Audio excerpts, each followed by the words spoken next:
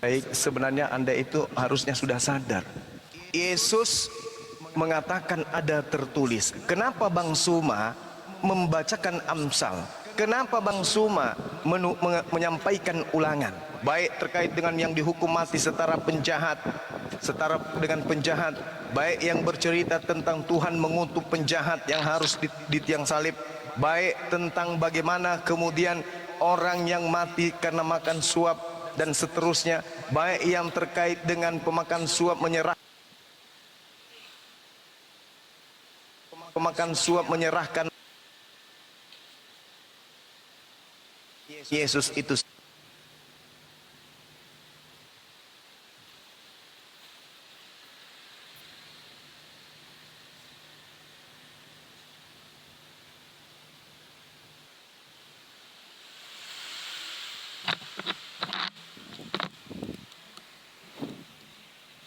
Sementara Yesus yang mengajarkan kepada Bang Suma, wahai Suma, sampaikan kepada mereka orang-orang yang tidak benar ini, penjahat-penjahat ini yang kelak akan kuusir di akhir zaman. Sampaikan kepada mereka bahwa kepergianku kelak sudah tertulis. Bukan akan tertulis.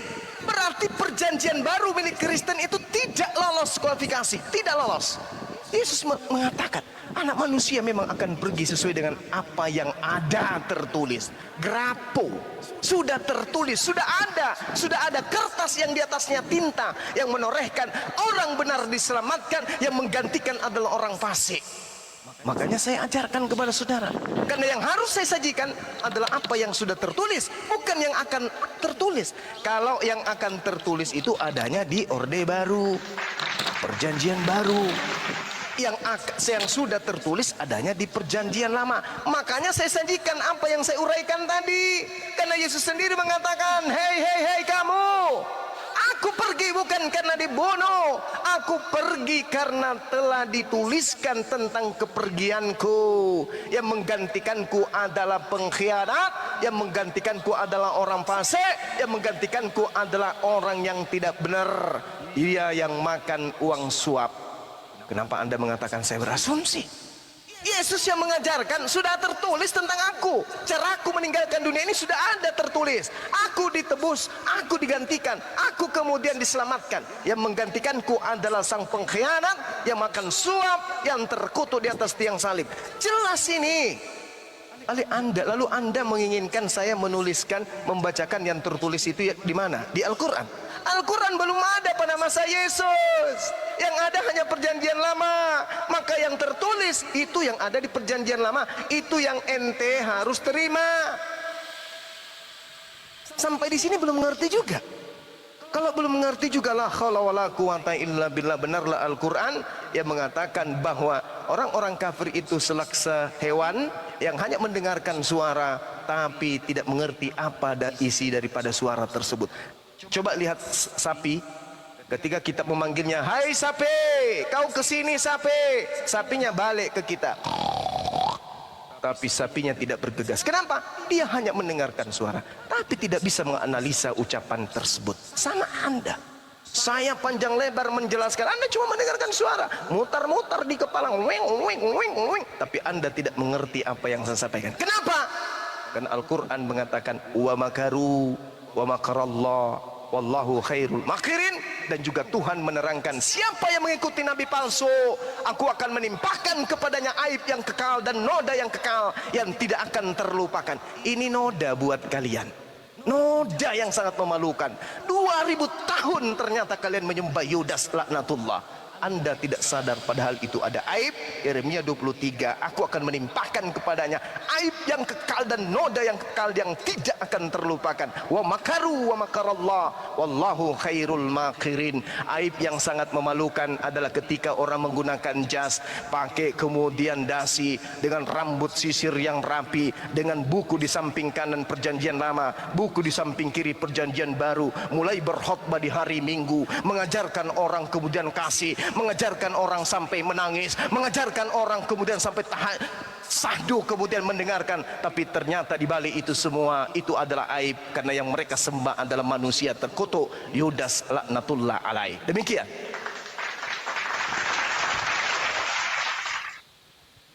Saya hanya pengen tahu Bang Juma, bukan asumsi Anda, di mana tertulis bahwa Yudas yang disalib bukan Waduh, orang ini baik orang digantikan orang pengkhianat. nggak Di mana disimak. tertulis? Baik, Kalau nggak ada, nggak ada. Baik. Biar kita melangkah begitu saya Bang tunjukkan. Juma. Baik, segera saya tunjukkan. Baik, segera saya tunjukkan tanpa ada hitungan lama. Lihat di dalam kitab Anda sekarang juga fakta akuratnya bahwa yang disalibkan itu adalah Yudas. Lihat sekarang, tak ada kemudian data lain selain data yang akan saya sajikan kepada saudara. Semua teman-teman baca Ulangan 21 nomor 22 23. Apabila seseorang berbuat dosa yang sepadan dengan hukuman mati, lalu ia dihukum mati, kemudian kau gantung dia pada sebuah tiang, maka janganlah mayatnya dibiarkan semalam-malaman pada tiang itu, tetapi haruslah engkau menguburkan dia pada hari itu juga. Sebab seorang yang digantung terkutuk oleh Allah, janganlah engkau menajiskan tanah yang diberikan Tuhan Elohim kepadamu menjadi milik pusakamu. Ini dalil akurat bahwa yang disalibkan itu adalah Yudas. Mari saya uraikan. Izinkan saya menguraikan. Apabila seseorang berbuat dosa, Yesus ada berbuat dosa? Tidak. Yudas berbuat dosa? Yes. Dosa yang sepadan dengan hukuman mati. Yudas ada hukuman yang sepadan dengan hukuman mati? Ada. Mana dalilnya? Kita lihat di dalam Matius 27 nomor 5. Teman-teman silakan buka di dalam kitabnya Alkitab Sabda milik orang Kristen sendiri. Matius 27 nomor 5. Maka ia pun melemparkan uang perak itu ke dalam bait suci, lalu pergi dari situ dan menggantungkan diri. Lihat catatan Paul dari kitab ini.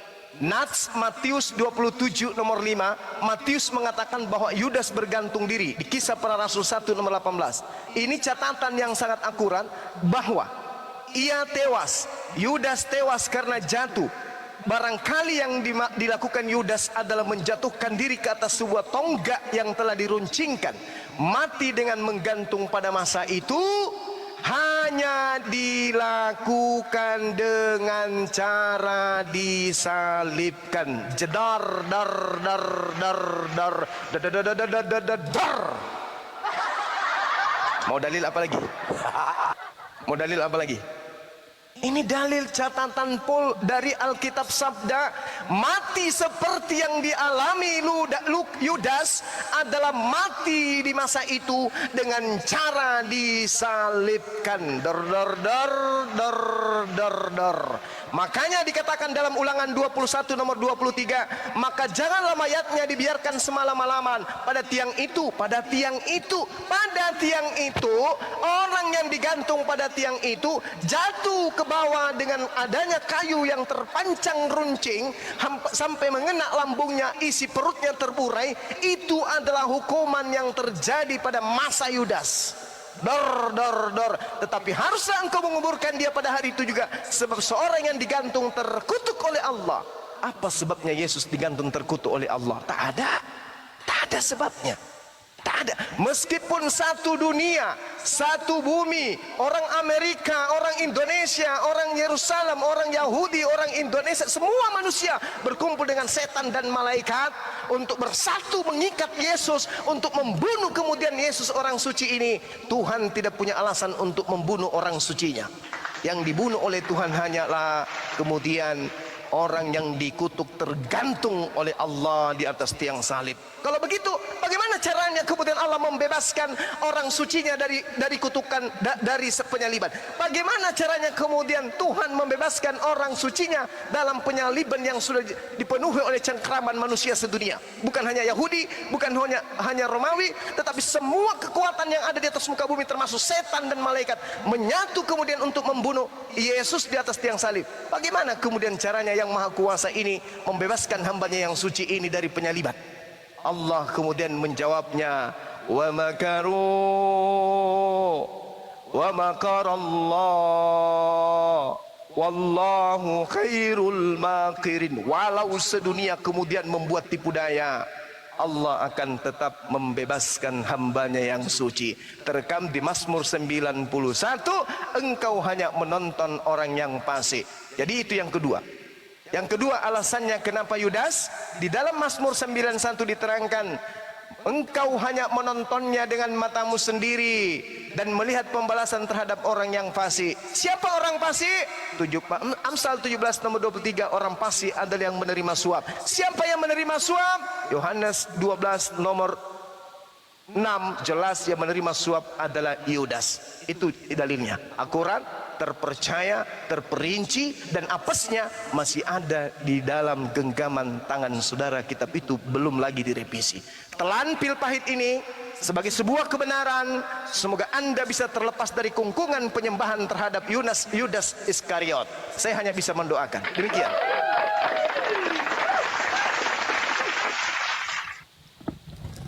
Penjelasan Anda tidak lebih dari yang tadi.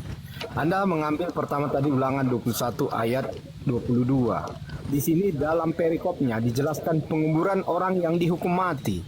Apa kaitannya ini dengan Yesus atau Yudas?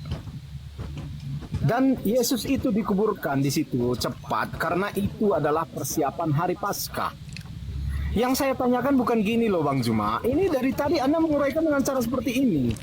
Yang saya mintakan, di mana tertulisnya misalnya ginilah, Juma itu disalibkan, Juma mati disalibkan. Itu yang saya minta. Di mana itu tertulis?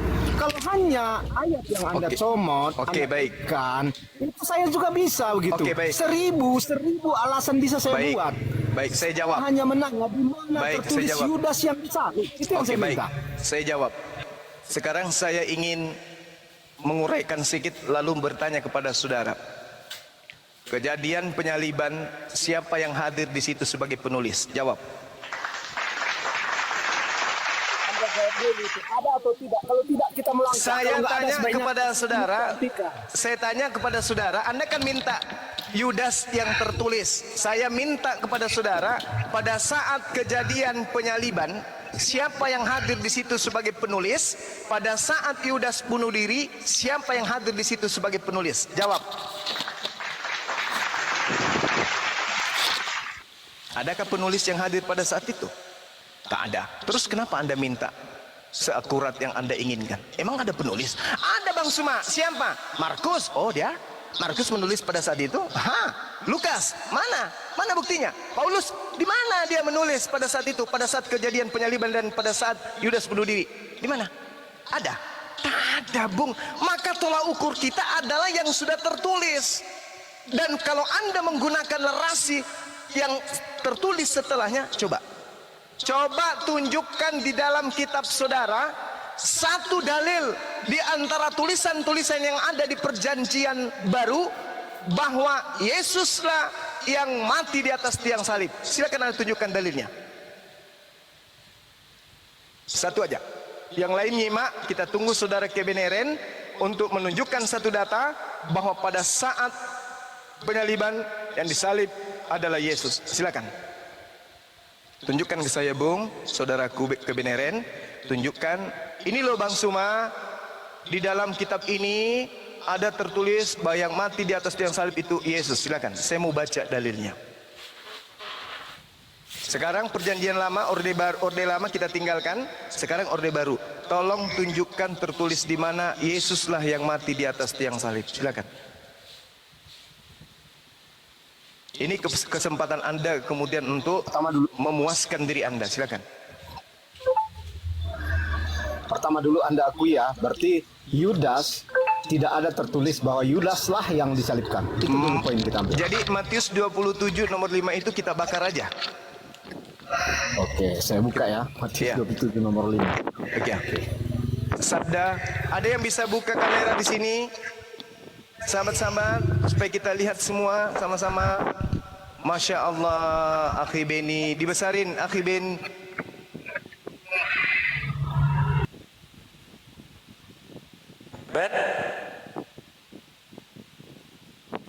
Oke, jangan yang itu, Bung. Jangan yang itu.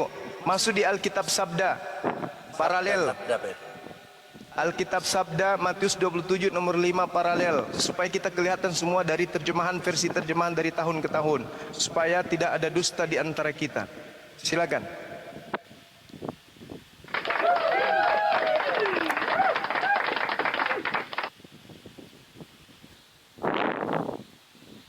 Bang Ben.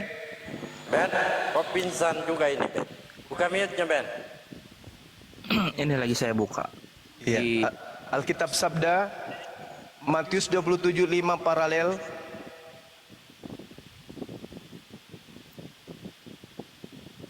Bukan itu, akhi.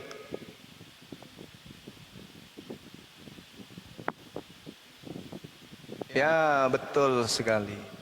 Apa yang dituliskan di situ buram ya? Kasih terang. Boleh dibaca?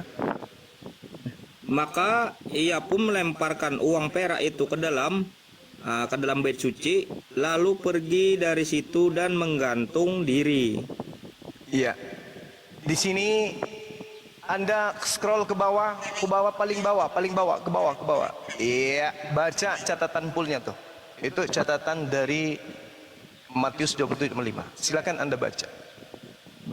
Ini ya. Iya, betul. Matius mengatakan bahwa Yudas menggantung diri. Nah, di dalam kisah para rasul 1:18 mencatat bahwa ia tewas karena jatuh. Barangkali yang dilakukan Yudas adalah menjatuhkan diri ke atas sebuah tonggak yang telah diruncingkan. Mati dengan menggantung pada masa itu hanya dilakukan dengan cara disalibkan. Oke.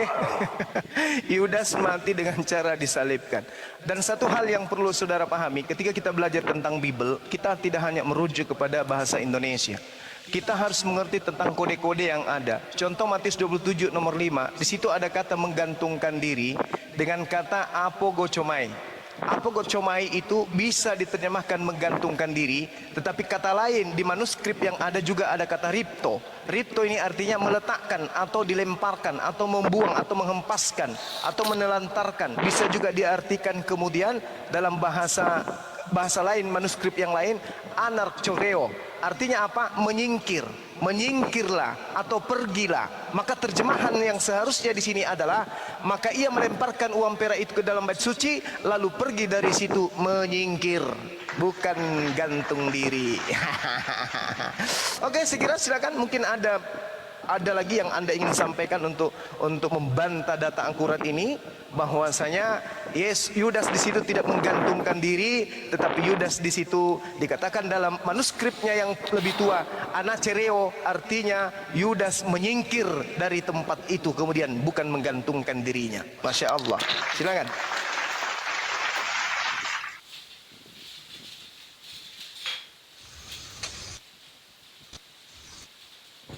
Bagaimana Pak kebenaran? Anda baik-baik saja? Kebenaran. Saya nyatakan dulu kabar saudara, apakah Anda baik-baik saja? Tentu dong. Silakan. Minum dulu Bang. Silakan Bung, kalau masih ada jurus. Tidak menjawab. Iya, tuduh aja saya terus. Tuduh aja gitu, Enggak, apa-apa.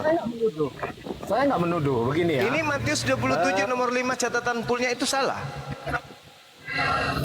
Kita lihat di dalilnya, bukan di catatan. Lah, ini lihat di Alkitab Sabda nih yang mengatakan. Iya, saya baca Alkitab ini, Bung. Ayat 5 Iya. kan. Maka ia pun melempar.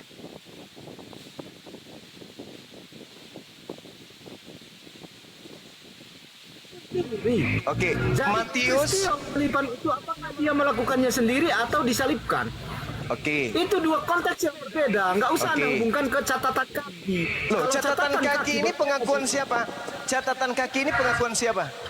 Catatan kaki itu kadang-kadang digunakan untuk menerangkan kata yang ada di dalam ayat. Nah, Itulah berarti gunanya sudah benar kan? catatan. Berarti sudah benar kan? Mengambil kesimpulan tidak bisa dilakukan dari catatan Berarti sudah benar kan? ayat Itu yang benar untuk menerangkan. Itu menerangkan kan?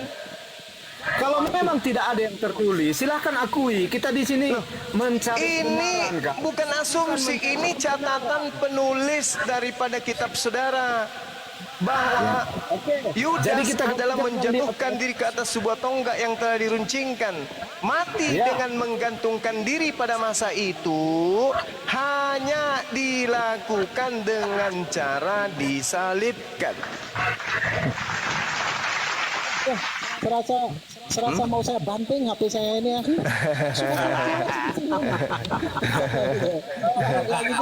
Lalu mencari pembenaran dari ayat yang tidak tertulis. Loh. Siapapun mengatakan Yang mana yang harus kita percaya, Bung? Ini catatan dari kitab saudara sendiri.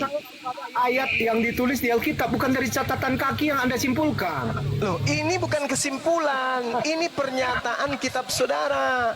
Mati dengan menggantungkan diri pada masa itu hanya dilakukan dengan cara disalibkan. Oke, saya bacakan.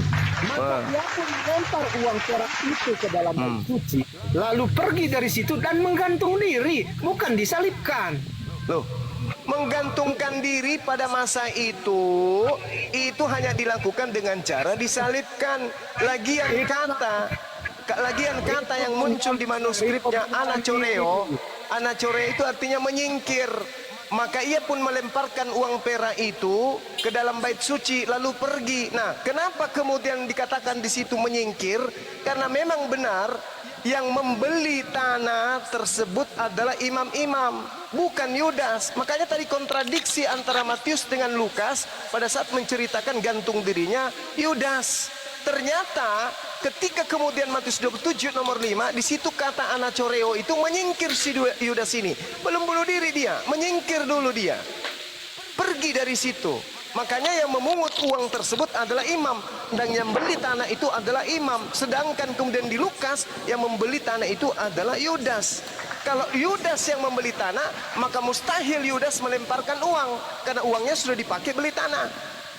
Ini kontradiksi yang sangat berat. Makanya catatannya mati dengan menggantung diri, mati dengan menggantung pada masa itu hanya dilakukan dengan cara disalibkan. Berarti Yudas tidak bunuh diri. Yudas ini digantung. Kenapa dia tidak bunuh diri? Karena kata bunuh diri ini menggunakan kata yang lebih tua, anacereo, artinya menyingkir. Berarti Matius 27 nomor 5 arti yang sebenarnya adalah maka Yudas melemparkan uang perak itu ke dalam bait suci, lalu Yudas pergi menyingkir dari situ. Bukan bunuh diri dia. Oke? Paham sampai situ? Katakan Selamat ayat datang di kebetulan. Matius 27 ayat 5 ini salah ya. Begitu Yes, ya, Bang Jumai. betul. Di situ ada kata anacereo. Anacereo itu artinya menyingkir, pergi kembali. Menyingkirlah, pergilah. Ia menyingkir, ia berangkat, ia membawanya, ia pergi, pulanglah mereka, keluar dan seterusnya. Tidak ada kemudian yang bisa jadikan mengundurkan diri. Bung, mengundurkan diri, menyingkir, pergi, kembali. Menyingkirlah, pergilah, menyingkir, berangkat, membawanya, pergi, pulanglah mereka dan seterusnya. Berarti memang Yudas ini ditangkap untuk disalibkan. Matiusnya memberikan catatan yang sangat akurat. Mati dengan menggantung diri pada masa itu, ditekankan lagi, hanya dilakukan dengan cara disalibkan. Mungkin mana lagi kita? Anda kan minta nih ke Bang Suma, buktikan ke saya Yudas yang disalibkan. Tak kasih bukti. Terus kalau sudah ada bukti kayak gini Anda masih mau tolak, Anda masih mau mengeraskan hati, Anda kena kepada dalil Al-Quran. Summum bukmun umyum fahum la yarji'un. Anda juga kena dalil Quran.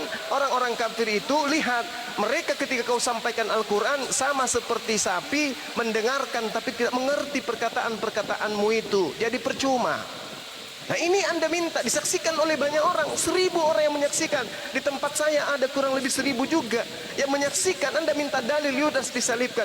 Saya saudaramu yang mengasihimu, memperlihatkan kemudian data yang Anda inginkan, Anda masih ngeyel. Na'udzubillah tsumma na'udzubillah. Tapi mudah-mudahan ngeyelnya Anda hanya ada di sini. Setelah Anda turun dari komal ini, Anda merenungkan bahwa yang disampaikan oleh Bang Suma itu adalah benar-benar rangkaian daripada rahmatan lil alamin. Saya tidak dapat keuntungan, Bung. Saya tidak dapat jempol, saya tidak dapat apapun dengan saya menjelaskan ini. Yang saya dapatkan hanya amal jariah untuk mengajarkan saudara kebenaran bahwa sesungguhnya yang kalian sembah selama ini adalah Yudas Iskariot. Demikian.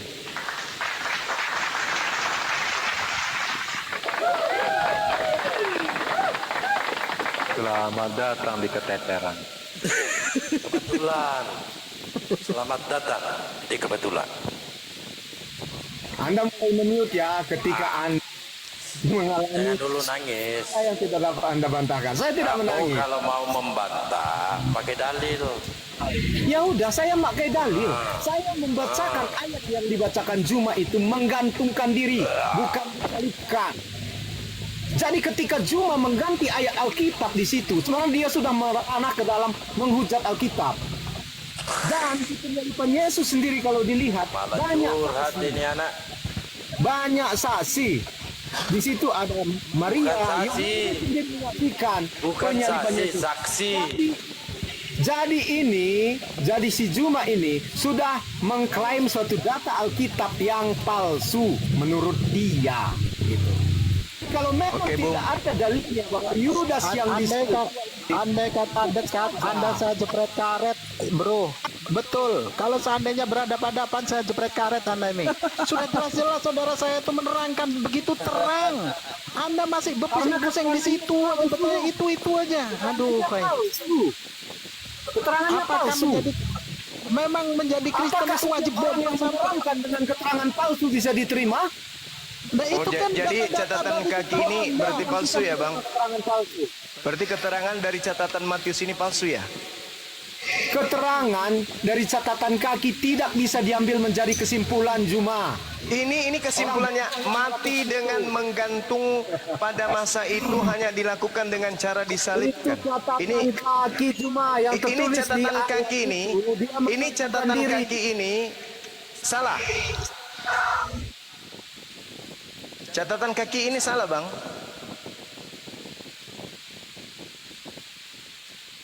Ayo. Ini di mid. Oke, nggak apa-apa. Catatan kaki ini salah. Anda yang tidak mempunyai data dan fakta hanya boleh Oke. mengait-ngaitkan satu ayat Baik, Alkitab kayak yang baik, lain. baik. Teman-teman semuanya diam. Saya dituduh tidak ada data. Baik. Kalau di Saya sebaliknya ingin minta Dia data. melakukan sendiri, bukan Bung. disalibkan. Bung, saya sebaliknya ingin minta data siapa yang hadir menulis pada saat kemudian penyaliban. Tolong tunjukkan datanya. Di situ Lukas datang membawa kertas dan pulpen mencatat siapa yang disalib. Silakan. Atau jangan-jangan Lukas ditulis puluhan tahun berikutnya, Matius ditulis puluhan tahun berikutnya, Markus ditulis puluhan tahun berikutnya, surah-surah Paulus ditulis puluhan tahun berikutnya. Saya minta siapa yang menulis pada saat hari penyaliban itu. Silakan. Ada Rasul Yohanes hadir di penyaliban Yesus. yang menulis pada saat hari kejadian itu siapa? Yohanes 19 ayat 25 sampai 27. Anda lihat sendiri. Oke, baik. Yohanes berapa?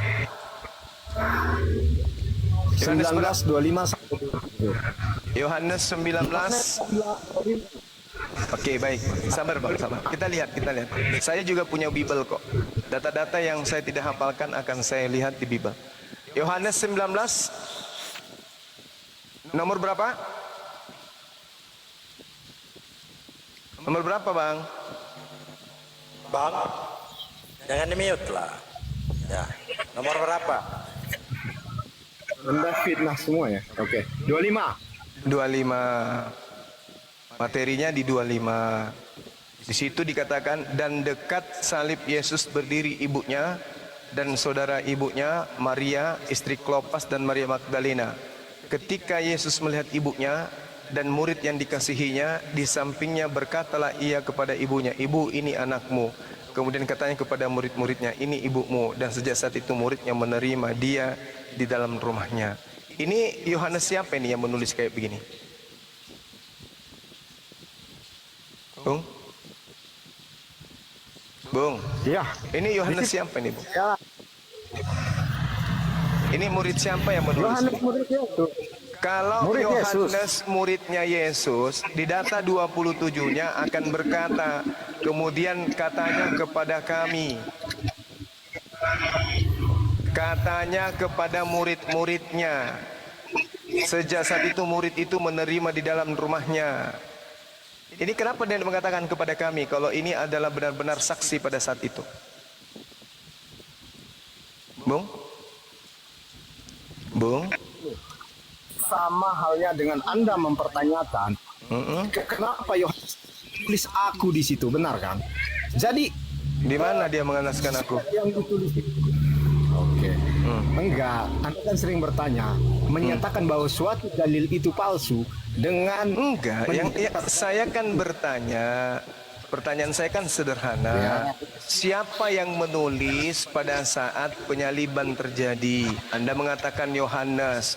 Coba Anda buktikan kepada saya, buku Yohanes ini pertama kali ditulis itu kapan? Karena yang saya tahu berdasarkan Yohanes 21, di situ tertulis dialah murid yang memberikan kesaksian tentang semua ini. Kenapa dia tidak mengatakan akulah murid yang menyatakan kesaksian semua ini? Kenapa dia mengatakan dia? Berarti pengarang Yohanes masih menerima informasi dari orang lain. Berarti dia tidak ada pada saat kejadian. Karena dia mengatakan dialah murid yang memberi kesaksian tentang semua ini dan yang telah menuliskannya, dan kita tahu bahwa kesaksiannya itu benar. Berarti pengarang buku Yohanes bukan murid Yesus, bukan saksi penyaliban. tidak harus dia selalu menyatakan aku. Oh, Bung, kenapa ketika bisa? Kenapa bisa? Kalau dia hadir di situ, itu tidak ada aturan bakunya seperti itu menulis. loh, yang namanya saksi, saya tanya kepada saudara, kalau Anda yang menyaksikan sendiri kejadian, lalu bercerita kepada saya, apakah Anda mengatakan dengan kata ganti aku ataunya? Bercerita Tanya dengan sama saudara. beda konsepnya. Sekarang Anda melihat bom-bom lari ke hutan dikejar babi hutan. Kemudian Anda bercerita kepada saya, Bang Suma, bom-bom lari masuk ke hutan di babi hutan. Saat itu kalau Anda yang melihatnya sendiri, tidak. Ketika sendiri yang melihat bom-bom kemudian dikejar sama, melihat bom-bom lari dikejar kan aku, karena Anda sendiri yang menjadi saksi. Anda tidak akan menggunakan dialah yang melihat. Anda sedang bersaja, itu namanya. Dialah yang telah melihat bom-bom masuk ke dalam hutan dikejar babi hutan. Kutanya, siapa dia? Aku sendiri. Itu gepeng namanya. Itu gepeng namanya. Anda, karena ini adalah kitab yang disucikan, maka pola penulisannya harus berkesesuaian dengan logika sehat. Tak boleh asal-asal dan alasan asal-asal. Ini bukti bahwa Yohanes yang menulis tentang penyaliban itu tidak betul. Ini hanya karangan-karangan saja. Kalau Anda kemudian mengatakan dialah murid, dia mengatakan kemudian katanya kepada murid-muridnya. Ayo, harusnya kemudian katanya kepada aku dan murid-muridnya yang lain, itu baru betul. Atau kepada kami, baru betul. Sedangkan di dalam Yohanes 21, dialah murid yang memberikan kesaksian tentang semuanya ini, dan yang telah menuliskannya, dan kita tahu. Masuk ke kita, masuk ke pengarang nih. Pengarang ini masuk ke kata kita ini siapa? Kristen, orang Roma, orang Yunani. Bahwa kesaksiannya, bukan dikatakan bahwa kesaksianku, tetapi kesaksiannya itu benar. Bukan dikatakan bahwa kesaksianku itu benar, tapi kesaksiannya. Tolong belajar lagi lah. Jangan Anda memperbodoh diri. Ingat, salah di dalam meletakkan keyakinan, maka Anda kemudian akan masuk ke dalam neraka, kekal di dalamnya, karena Anda menyembah kepada manusia Yudas Iskariot, bukan kemudian manusia yang diutus sebagai manusia suci kepada Bani Israel. Demikian. Jadi gini saja Bung, karena diskusi ini tidak pernah melaju, artinya melaju, Anda tidak bisa menunjukkan bukti di manakah Yudas tertulis dia yang disalib. Itu Nah, sekarang Anda buktikan mana yang menulis. Anda bisa buktikan yang menulis pada saat itu bahwa yang disalib benar-benar Yesus? Ada? Saya minta loh dari tadi. Mana? Yohanes ini kapan ditulis? Apakah Yohanes ada pada saat kejadian? Ternyata tidak. Ya ada dia di situ, makanya dia Tidak menulis. ada, Bung. Markus 14 nomor 50, semua murid lari tunggang langgang meninggalkan Yesus. Tak ada Yesus, tak ada muridnya di situ. Makanya gaya penulisannya, dialah murid yang memberikan kesaksian. Kenapa demikian? Karena Yohanes muridnya yang asli tak ada pada saat penangkapan. Apa masih kurang data itu? Markus 14 nomor 50. Semua. Penangkapan dan saat Iya, pada saat penangkapan murid-muridnya lari meninggalkan Yesus. Kalau di mute terus seperti ini susah ngomong. Saudara, kalau memang di mute, Saudara, saya keluar aja. pada saat penangkapan Yohanes lari. Semua murid-murid lari pada saat penangkapan.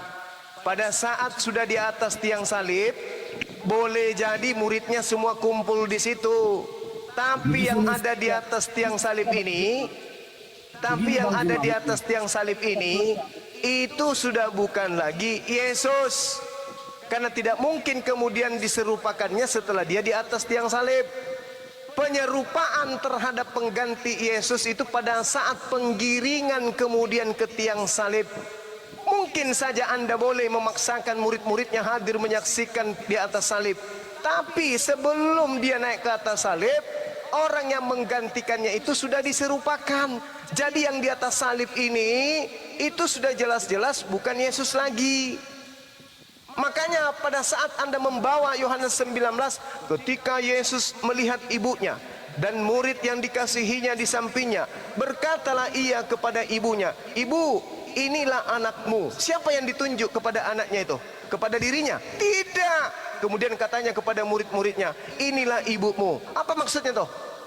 Yesus di atas salib mengatakan, "Wahai ibu." Tidak dia mengatakan, "Akulah anakmu." Tapi Yesus mengatakan, "Inilah anakmu." Ini siapa? Yang ditunjuk di situ siapa? Murid-murid lain yang ada di bawah kayu salib. Dia tidak mengatakan, "Akulah anakmu," tetapi dialah anak-anakmu. Dia menunjuk kepada murid-muridnya, "Inilah ibumu, wahai murid-muridku." Dan sejak saat itu murid itu menerima dia di dalam rumahnya. Paham sampai di situ? Yesusnya berbicara kepada wanita itu, "Ibu, inilah anakmu." Tetapi dia tidak menunjuk kepada dirinya. Yang di atas salib itu menunjuk kepada muridnya. Lalu yang di atas salib mengatakan, "Inilah ibu kalian." Apa tuh maksudnya? Harusnya Yesus, kalau Yesus betulan yang ada di atas tiang salib, "Ibu," dalam keadaan genting, "Ibu, ibu, akulah anakmu." Tapi ternyata tidak. Dia menunjuk kepada murid yang lain bahwa itulah anakmu. Dan dia katakan kepada ibu, anak-anak murid tersebut, "Itulah ibumu." Yesus berlepas diri dari sana. Artinya sekali lagi saya katakan, murid-murid bahkan ibu pun tak mengenal siapa lagi yang ada di atas tiang salib. Kenapa? Pada saat penangkapan, tragedi penangkapan, murid semuanya lari tunggang langgang meninggalkan Yesus. Jelas ya? iPhone. Jadi tidak ada lagi kemudian data yang bisa Anda sajikan. Tak ada penulisan pada saat penyaliban, pada saat genting. Bagaimana mungkin pada saat genting seperti itu sembari dia menulis? Menulis. Padahal itu genting sekali. Ada tentara Romawi, jangankan pada saat penyaliban, pada saat dikubur pun tak ada satu manusia yang datang kepada kuburan Yesus pada saat hari pertama, hari kedua. Kecuali hari ketiga, itu pun Maria datang tujuannya sembunyi-sembunyi untuk meminyaki luka-luka terhadap orang yang ada di dalam goa tersebut. Jadi Bung, Anda mau pembenaran apapun tertolak, Anda mau menolak apapun penjelasan saya, pasti diterima oleh akal. Kecuali Anda tidak menggunakan akal sehat Anda. Demikian.